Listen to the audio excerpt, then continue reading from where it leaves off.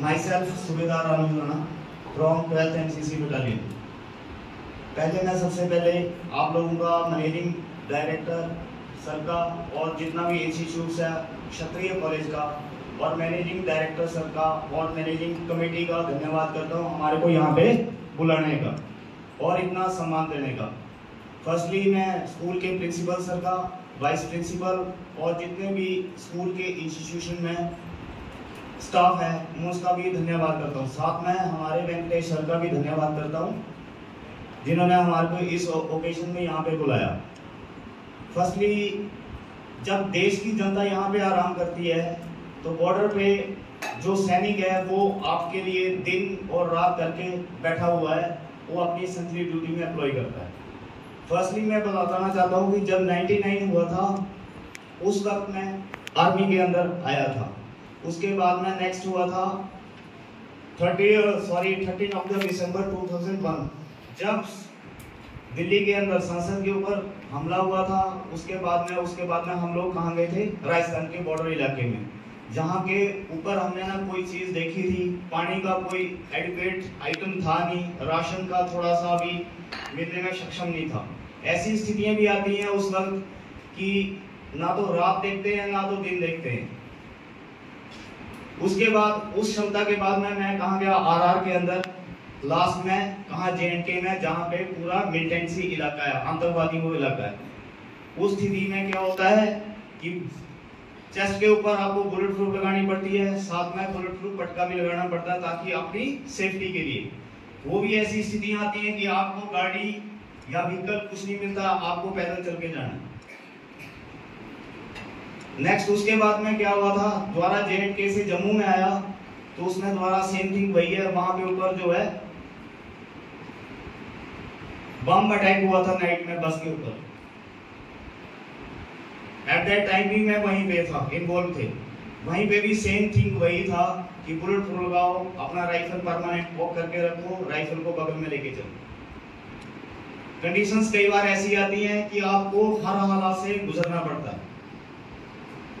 उस दौरान फिर पठानकोट में भी same thing, Punjab, Himachal and JNK का बॉर्डर, सेम थिंग वैसे ही है। वहां पे कंडीशंस इतनी, एक्चुअली में जैसे पहले होता था हमारे पास में टाइपराइटर होता, जैसे जैसे कंडीशन बढ़ती गई वैसे वैसे वेपन भी बढ़ता गया। नेक्स्ट उसके बाद में कपूरथला में सेम थिंग, लास्ट में फैजाबाद सेम थिंग। वहां पे मंदिर है ऑलरेडी और साथ में मस्जिद भी है, आए दिन वहां पे कुछ ना कुछ चलता रहता है। अभी थोड़ा सा जब से मंदिर बन गया अभी थोड़ा सा कंडीशन वैल्यू हुई है। लास्ट उसके बाद उत्तराखंड में रुड़की में था, रुड़की थोड़ा सा पीस लोकेशन था।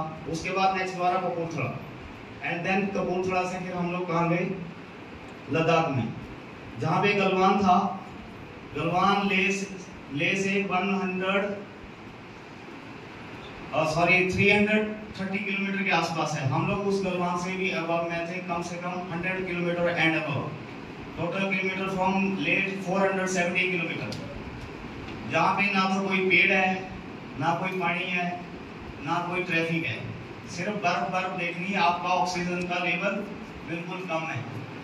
वहाँ पे इतना ये भी नहीं है कि आप लोग अगर बीमार हो गए तो इतना जल्दी नीचे पहुँच सको लेकर, या तो हेलीकॉप्टर मंगवाना पड़ेगा। व्हीकल इतना फास्ट नहीं चल सकता कि 1 मिनट में आप ऊपर से नीचे पहुँच सको। ऐसी विजिबल कंडीशंस आती है वहाँ पे। आप खाना है आपके मुंह के सामने खाना रखो, आप खा नहीं सकते, ज्यादा खा लोगे रात को आपका सांस रुक जाएगा।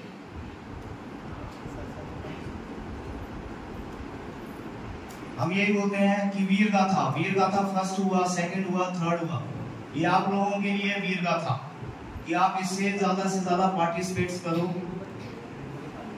इसमें जितना जितना आप हिस्सा लोगे आपका मनोबल देश की प्रति और उतना ऊपर जाएगा।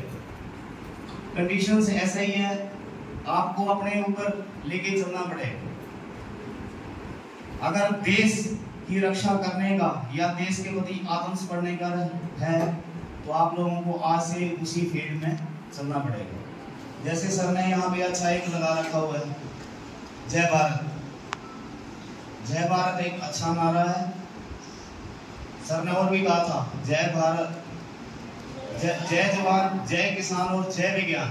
आज की डेट में विज्ञान भी साथ में काउंटेबल है उसमें, क्योंकि विज्ञान हमारा आजकल साइंटिस्ट बहुत आगे तक पहुंच चुके हैं। मिसाइल हम लोग खुद बना रहे हैं, हेलीकॉप्टर हम लोग खुद बना रहे हैं, अपने एरोप्लेन्स, फाइटर एरोप्लेन्स हम लोग खुद बना रहे हैं। अभी लेटेस्ट में जो भी है हम लोग मून तक भी पहुंच गए हैं अपने उसके ऊपर बेस के ऊपर। इसके साथ में विज्ञान भी है।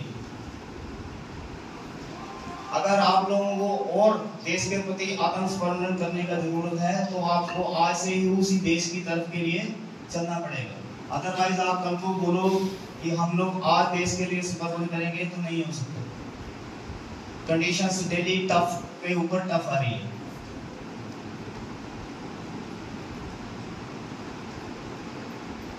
मैं एक बार दोबारा धन्यवाद करना चाहता हूँ मैनेजिंग कमेटी का, स्कूल प्रिंसिपल, वाइस प्रिंसिपल और स्टाफ का, जो हमारे को इतना आत्म सम्मान दिया और हम लोगों को यहाँ पे बुलाया।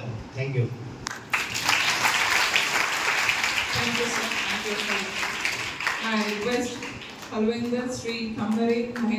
चक्कर में आ गए यार, 48 हॉर्स हो गया। मिल्टन खाता कैसा, रहता कैसे है? हमारा तो ठीक है, बैक सपोर्ट है, हम पीछे से ला भी रहे और आदमी के अल्टरनेट बदली भी कर रहे हैं, क्योंकि हम अल्टरनेट प्लान से बहुत चलते हैं। जब आप 10th क्लास हो जाओगे, 10th के बाद में आपके परसेंटेज बनेंगे तो आप बराबर प्लान चेंज कर दोगे। मैंने क्या करना है, कोई बोलेगा मैंने छतरिया कॉलेज में इंजीनियरिंग करना है, कोई बोलेगा नहीं मैंने निजामुद्दीन में जाके और कुछ करना है। तो ऐसे आर्मी में क्या होता है, अल्टरनेट प्लान बहुत सारे होते हैं। ये प्लान नहीं तो वो प्लान, वो नहीं तो वो प्लान, सक्सेस करने की पूरी प्लानिंग में रहते हैं। तो 3 मिल्टन की डेड बॉडी मिली, 2 मिल्टन मिले नहीं, कहाँ है? 48 आवर्स हो गया, 2 रात 2 दिन खत्म हो गए। मैं बोला नहीं, एक आर्मी वाले की क्षमता है 72 हॉर्स, तो ऑपरेशन चलेगा।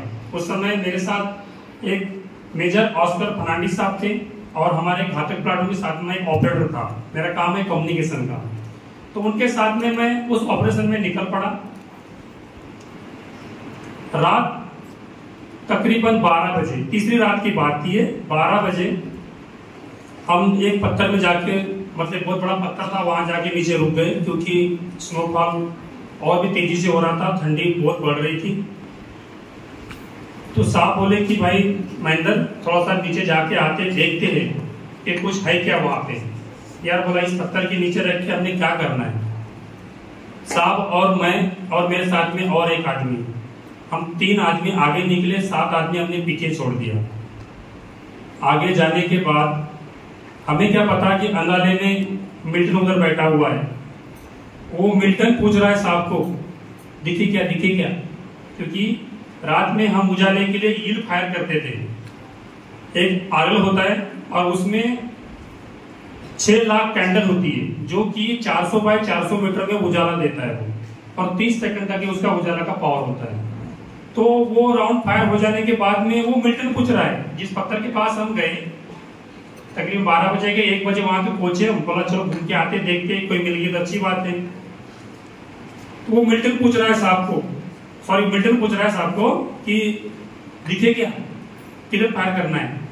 वो कौन सी लैंग्वेज में बोला? उर्दू लैंग्वेज में। अब वो साहब ने हमारे सुन लिया, वो उधर पसीना हो गया, भाई मौत सामने आके खड़ी हो गई, करे तो क्या? तो साहब ने सीधा फायर खोल दिया। फायर खोलने के कारण वो पत्थर के आड़ था, फायर सीधा आगे निकल गया, मिल्टन साइड में हो गया। आ जाता है फायर खोलने के बाद। पीछे जो 7 आदमी थे वो कंफ्यूज हो गए कि भाई फायर आया कहां से, राउंड तो उधर फायर हो रहा है। जो ओनली फॉर हील उजाला देने का काम कर रहा है। मिल्टन ने क्या कर दिया, एक साहब ने बताया था कि बीपीजी होती है बुलेट प्रोटेक्शन के लिए, तो उसने सीधा साहब के चेस्ट के ऊपर राइफल लगा दिया।